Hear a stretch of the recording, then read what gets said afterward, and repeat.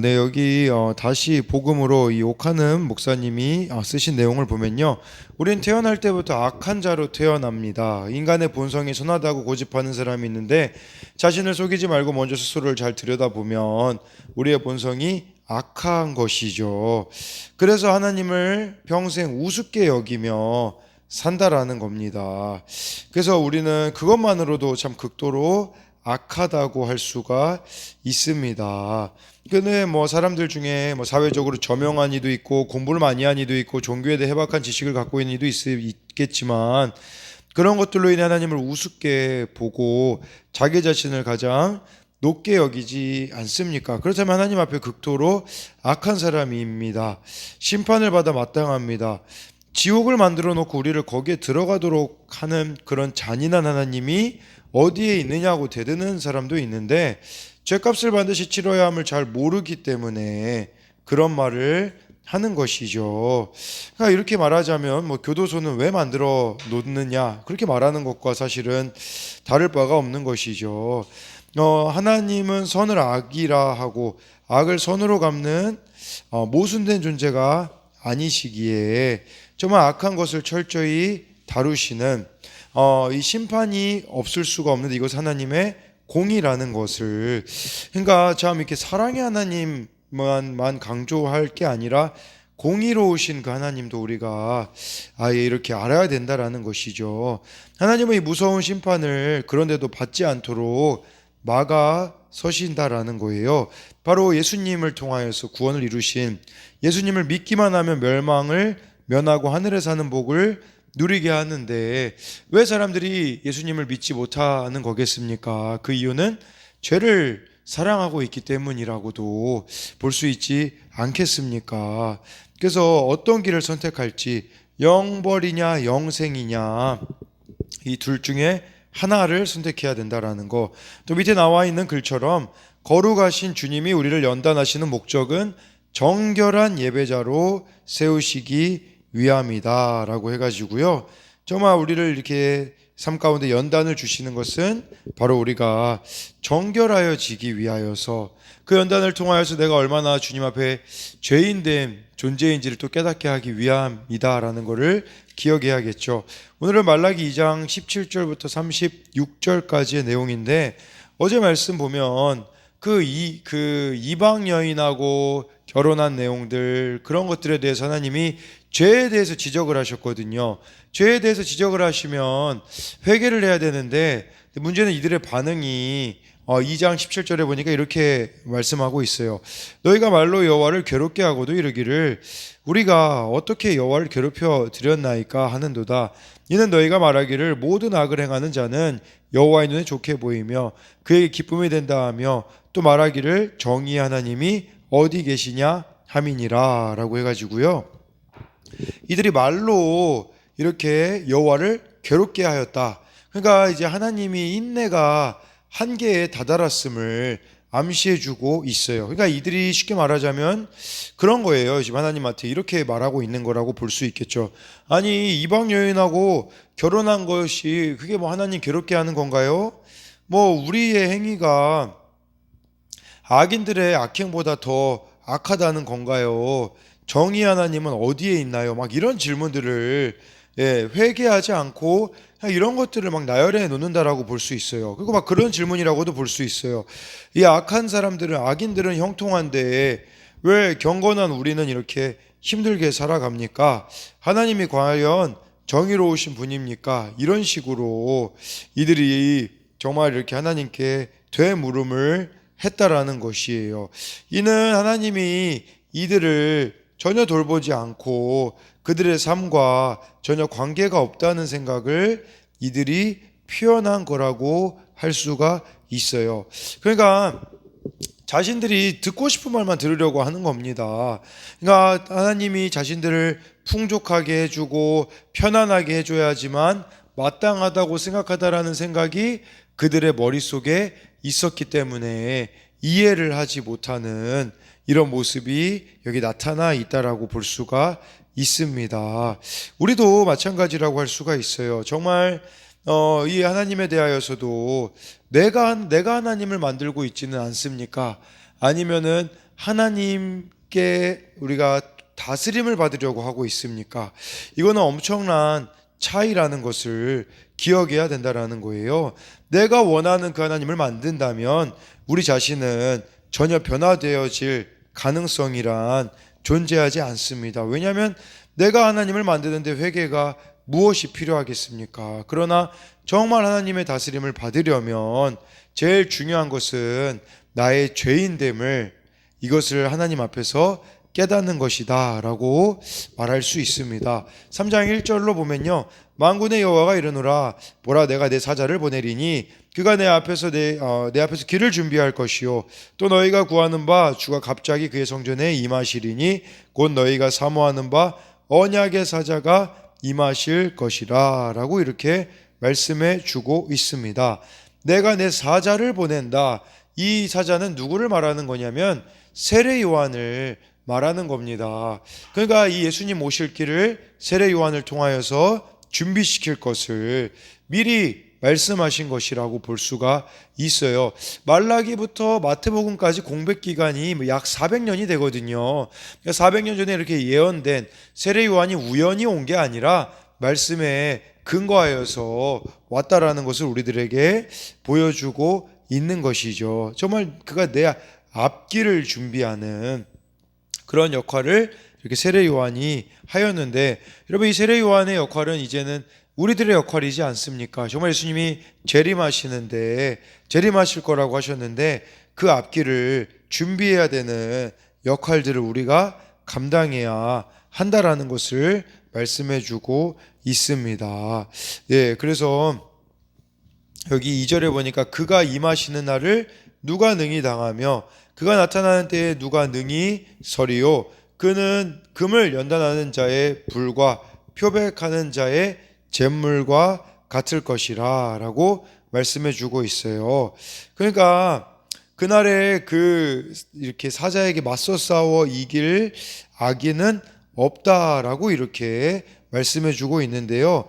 근데 여기 중요한 것은 여기 그는 금을 연단하는 자의 불과 표백하는 자의 잿물과 같을 것이라 라고 해서요, 의인과 악인을 이제 분별하고 금을 재련해 불순물을 제거하듯이 바로 표백하는 자가 잿물로 더러운 때를 씻어내듯이 의인과 악인을 구별하게 되는 것을 말씀해 주고 있습니다.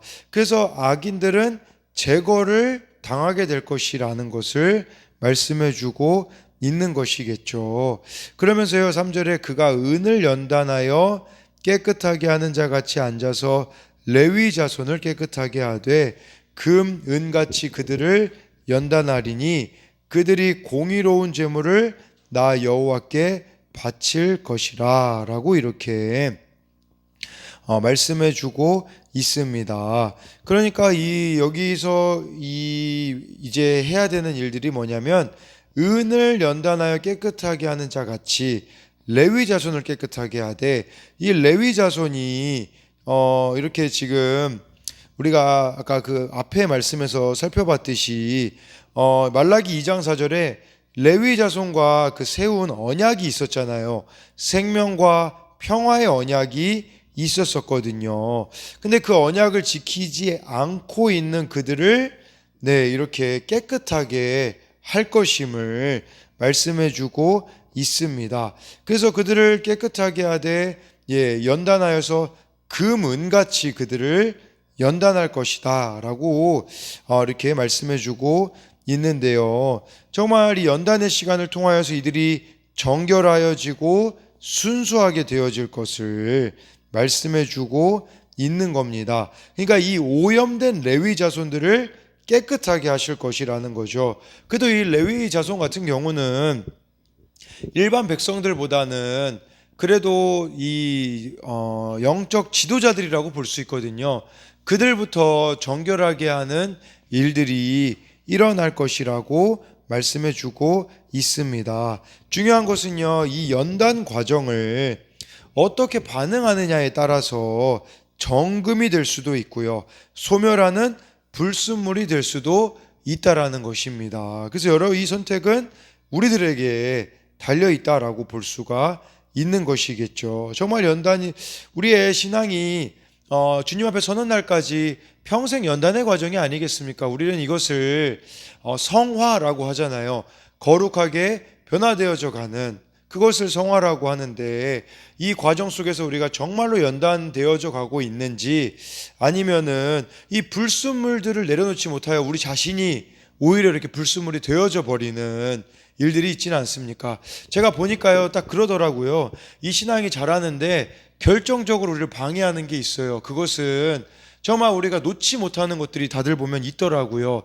자주 이 죄에 넘어지는 영역들이 있어요. 그런데 그걸 놓지 못하기 때문에 연단이 되어지지 않는, 신앙이 자라지 않는 그런 모습들이 너무나도 많이 발견되어지고 있는데, 정말 우리들 안에 이렇게 우리의 신앙을 성숙하지 못하게 만드는, 성장하지 못하게 만드는 요소들은 무엇이 있습니까?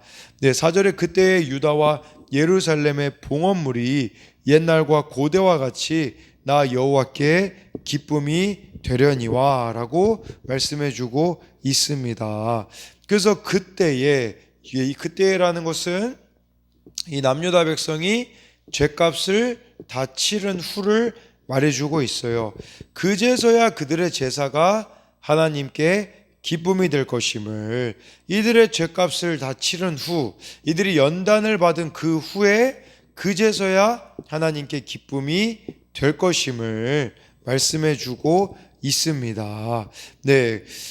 그래서 5절에 보니까 내가 심판하러 너희에게 임할 것이라 점치는 자에게와 간음하는 자에게와 거짓 맹세하는 자에게와 품꾼의 삭세 대하여 억울하게 하며 과부와 고아를 압제하며 나그네를 억울하게 하며 나를 경외하지 아니하는 자들에게 속히 증언하리라 만군의 여호와가 말하였느니라 라고 해서요, 심판을 하러 이들에게 올 것이라고 하면서 점치는 자, 간음하는 자, 점치는 자, 간음하는 자, 거짓 맹세하는 자, 거짓말하는 자들이겠죠.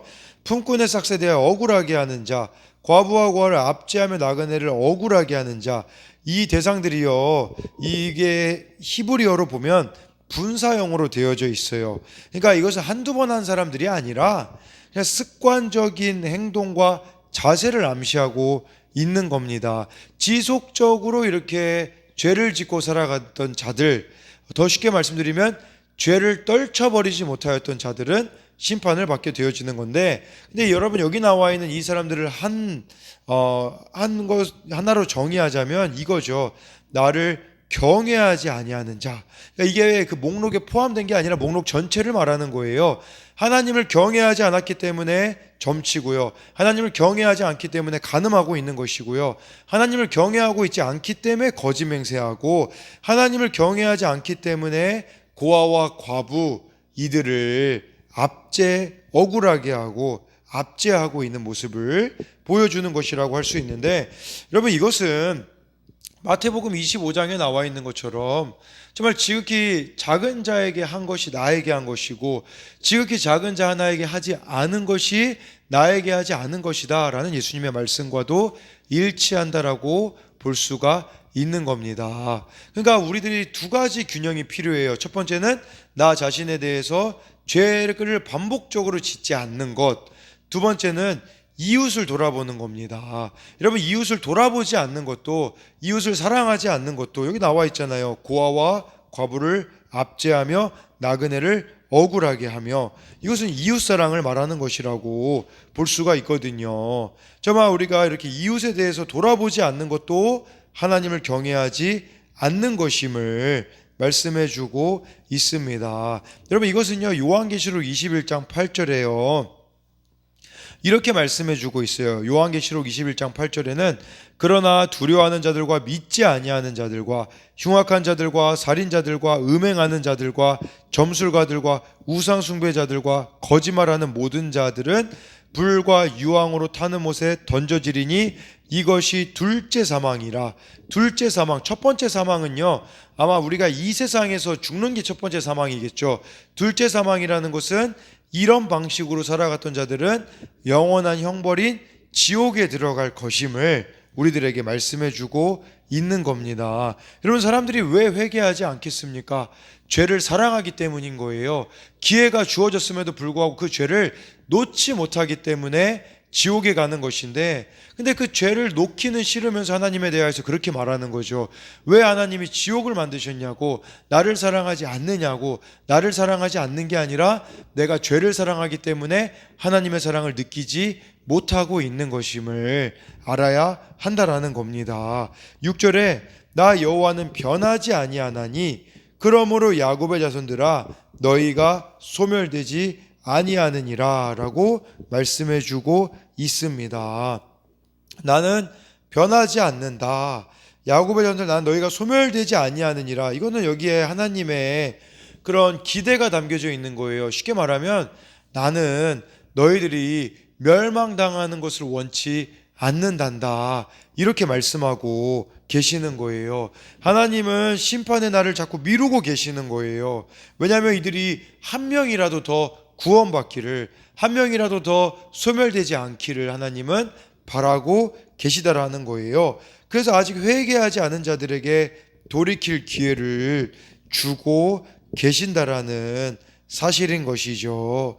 정말 그러므로 야곱의 자손들아 너희가 소멸되지 아니하느니라. 이 말씀은 신약에서도 정말 하나님은 한 사람이라도 더 구원받기를 원하시는 그런 모습을 우리가 알아야 한다라는 것입니다.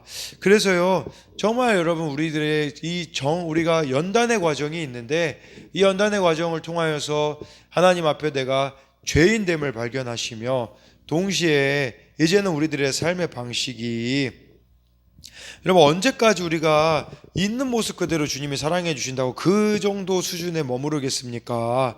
이제 여러분들 신앙이 자란다라는 것은 정말 그 수준을 넘어서 예수님을 닮아가고 하나님의 성품을 소유하고 죄와 싸우되 피 흘리기까지 싸워내는 그런 여러분들이 하나님의 사람이 되시기를, 그렇게 살아감으로써 4절 말씀처럼 나 여호와께 기쁨이 되려니와, 정말 하나님께 기쁨이 되어지는 여러분들 한 사람 한 사람이 되시기를 소망합니다.